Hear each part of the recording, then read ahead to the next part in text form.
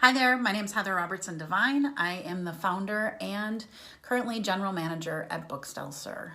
At Books Del Sur, we pride ourselves on bringing Latin American authentic texts to the United States, to our classrooms, to help to support dual language and bilingual programs. Today, I'd like to share with you the book Humberto. Humberto is a part of a series of books. In the series of books, you learn about this loving, caring, sweet character, Humberto the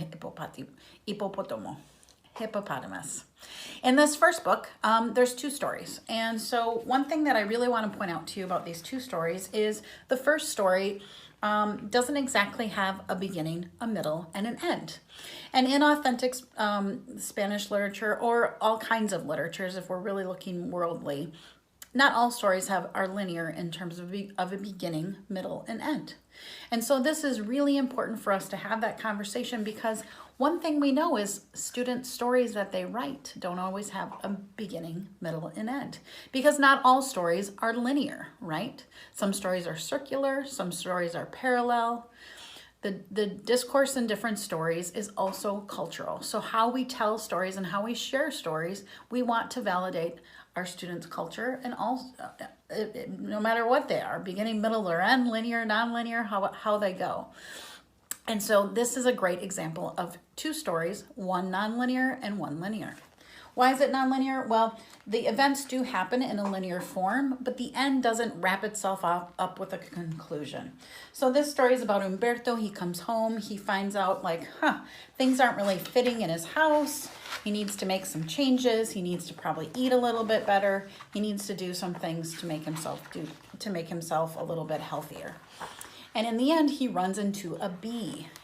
And the story ends with him running off with the bee. Do we know that his body changes and he is being healthier? Nope. It just ends with him running. Is that some kind of solution? It is, slightly, but it doesn't exactly wrap up the story and end it. Because usually in traditional linear stories, the story ends with a resolution. And we're not sure. This might be a resolution. It might not. However, the second story, Humberto y la Estrella, well, it definitely does end with a conclusion. In the beginning, Humberto meets a star. In the middle, he helps the star try and find his home. And in the end, the star does find his home on top of a Christmas tree. So this is where the resolution is clear, very clear, and the story has an end, a finality. So this is a great example of a book with two different kinds of story structures.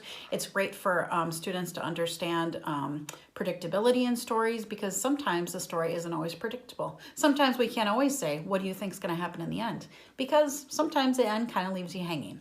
So this is a great book for your first and second graders.